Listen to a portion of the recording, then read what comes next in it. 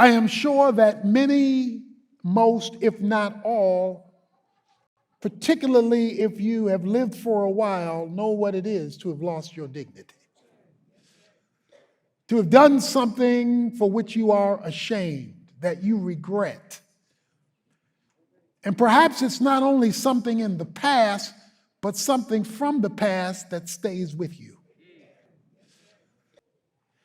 Because shame has a way of hanging out, hanging around with our regrets, where we have failed and faltered, and you want your dignity back. In John chapter 8, we have a court case. We've been talking about the fact that God does his business with us in a legal setting. Jesus has gone to the Mount of Olives, but early in the morning he comes again, verse 2, to the temple, and all the people were coming to him. Jesus has drawn a crowd. And he sat down and he began to teach. The scribes and the Pharisees brought a woman caught in adultery. And having set her in the center of the court, they said to him, "Teacher, this woman has been caught in adultery in this very act. Now the law of Moses commanded us to stone such a woman. What then do you say?" We've got a woman who's been caught red-handed. Her sin is been identified, and worse than that, it's been made public.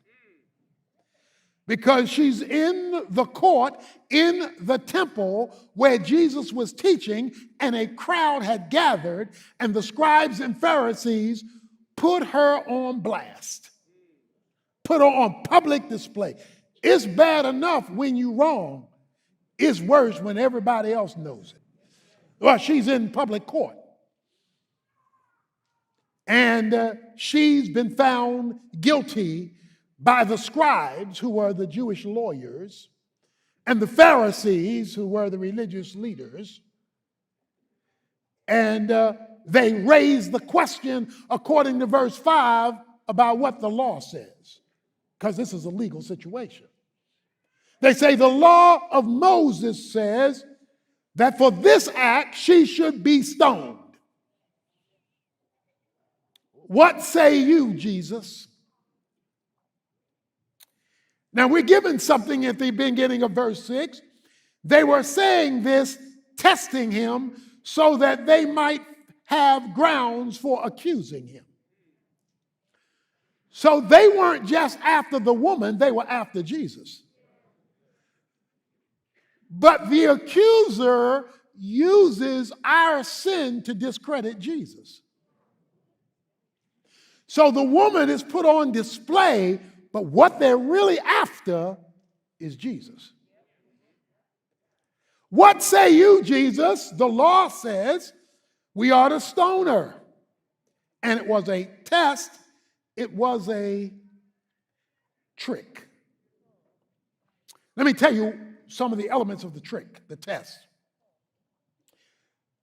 The Jewish law did say you get stoned.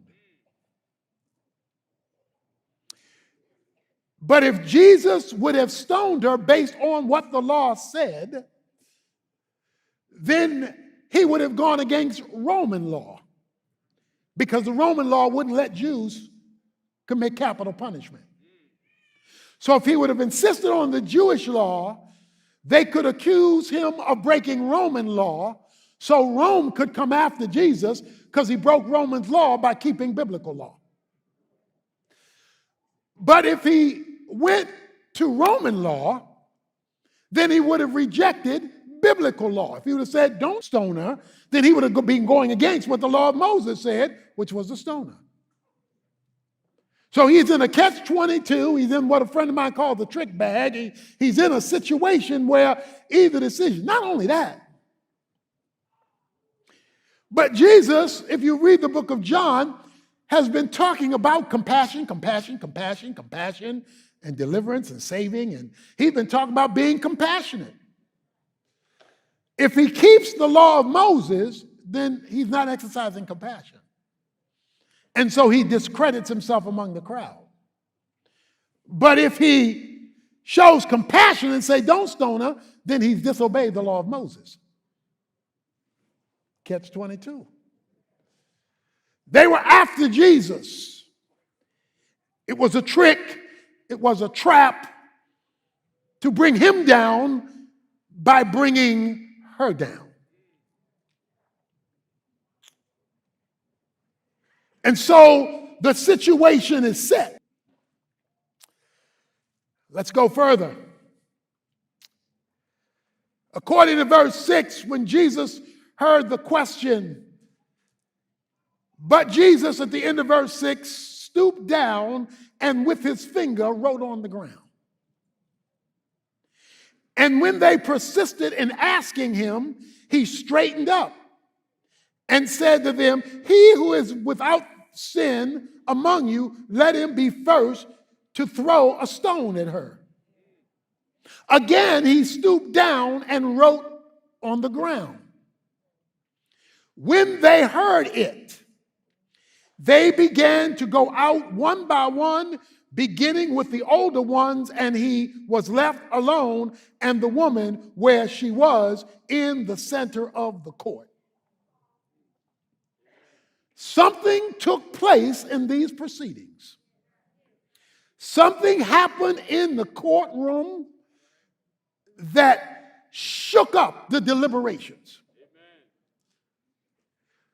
The scribes and the Pharisees say, we got her. She's caught.